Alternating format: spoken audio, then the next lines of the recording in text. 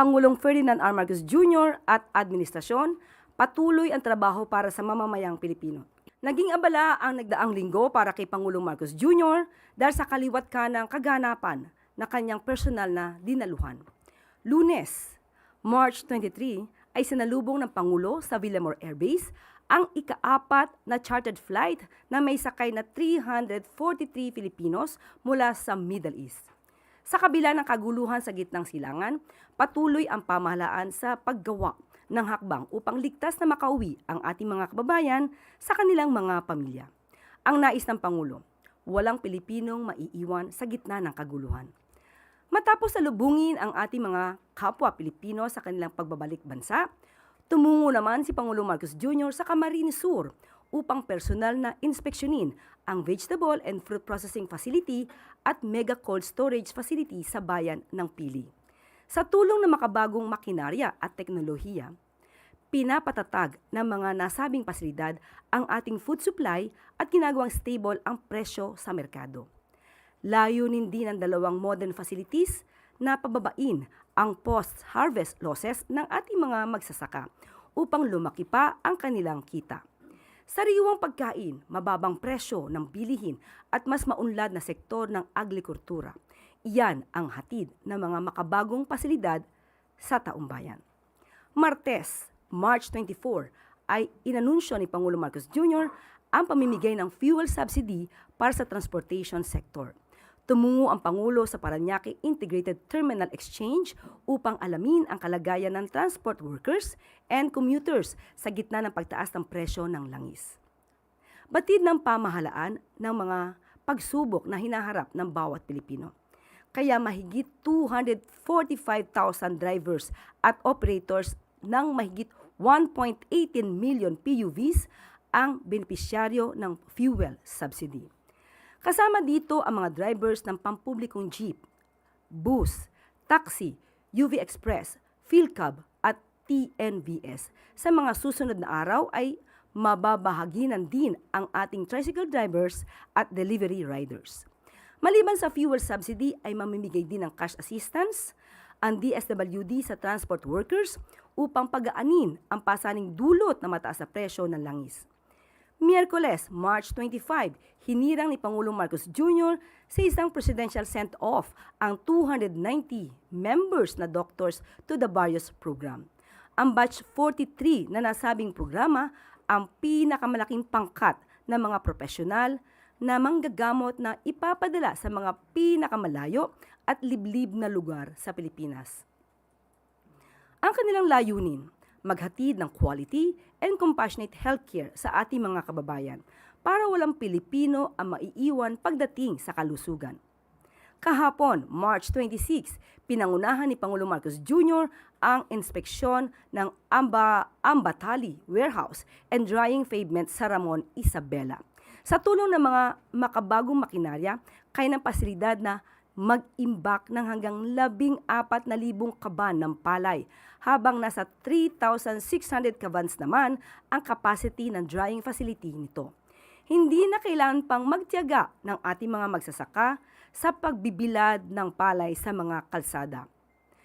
Tumungo rin ang Pangulo sa Onion Cold Storage Facility sa parehong lugar upang inspeksyonin ang mga pasilidad nito. Makakatulong ang storage facility upang maiwasan ang pagkabulok ng mga bagong aning sibuyas para tiyakin ang dagdag na kita ng ating mga magsasaka mula sa Isabela at Nueva Vizcaya.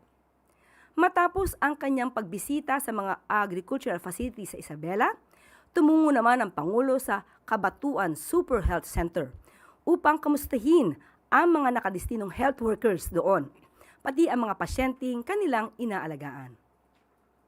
Maliban dito, dinaluhan din ni Pangulong Marcos Jr. ang turnover ng 2 patient transport vehicles ng PCSO sa pangunguna ni General Manager Mel Robles na handog sa lokal na pamahalaan ng Isabela. Tutok sa trabaho, tuloy-tuloy lang ang serbisyo. Ito ang nais ni Pangulong Marcos Jr. na gawing prioridad ng gobyerno para sa ikabubuti ng bawat Pilipino. Welcome po namin kayo sa ngalan ng ating mahal na Pangulo Ferdinand Marcos Jr. Pilin po ng Pangulo natin na bigyan kayo ng proteksyon at yung kapakanan po sinasaalang-alang natin. Thank you so much, President, sa mabilis na action, especially sa aming mga OFW na gustong umuwi, lalo na sa sitwasyon namin sa gera.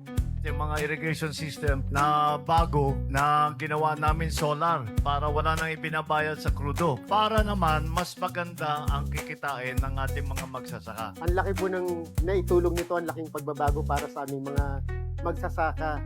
Kasi unang-una po nabawasan yung pagbabayad namin sa patubig. Ngayon, itong tinignan natin ang cold storage.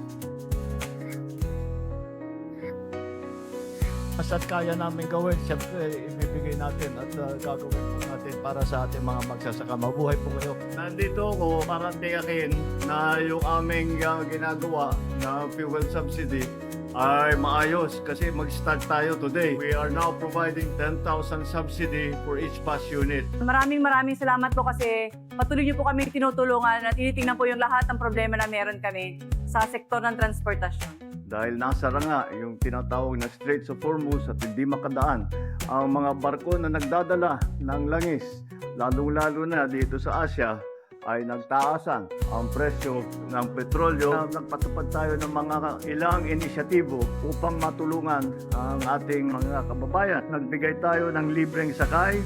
Meron tayong 50% na discount sa LRT2 at MRT3. Binawasan na rin ng CAAP ang terminal at aeronautical fee para maging mas mura ang pamasahe sa eroplano. Namamahagi tayo ng cash assistance. Nagbigay din tayo ng toll discount para sa mga jeepney, para sa mga bus at para sa mga truck. Pinalawak natin ang 20 peso rice program sa 627 centers.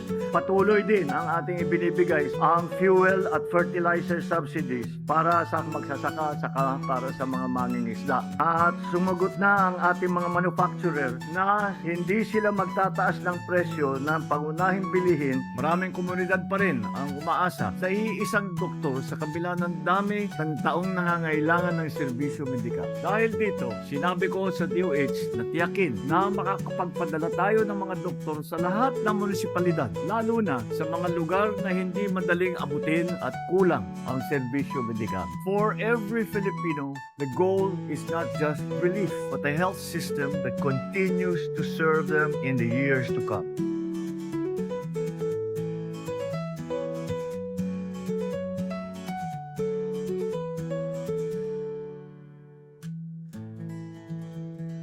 Ang pangunahing pong rason kung bakit magpapatayo po tayo ng onion cold storage ay para hindi po magkaroon ng losses. Mas nabigyan kami ng atensyon ngayon, mas dinidinig kami ng gobyerno sa mga hinaing namin. Galing ako sa mga pagpublikong hospital at nakikita ko doon ang mga kababayan natin na nagpupunta na lang kapag malubha na ang sakit. So na ako bilang doktor, naramdaman ko na ang sakit nila na sana sa kanilang bayan pa lang ay natutugunan na yung kailangan nilang pangkalusugan.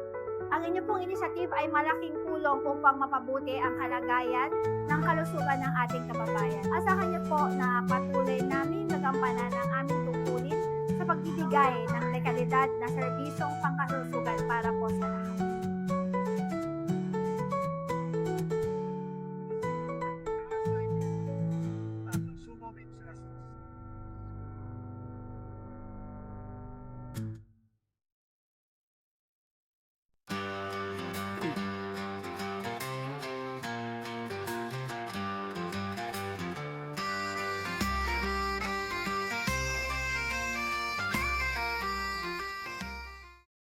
Ang mga nakikita niyong trabaho ng Pangulo ay hindi self-promotion, kung hindi information.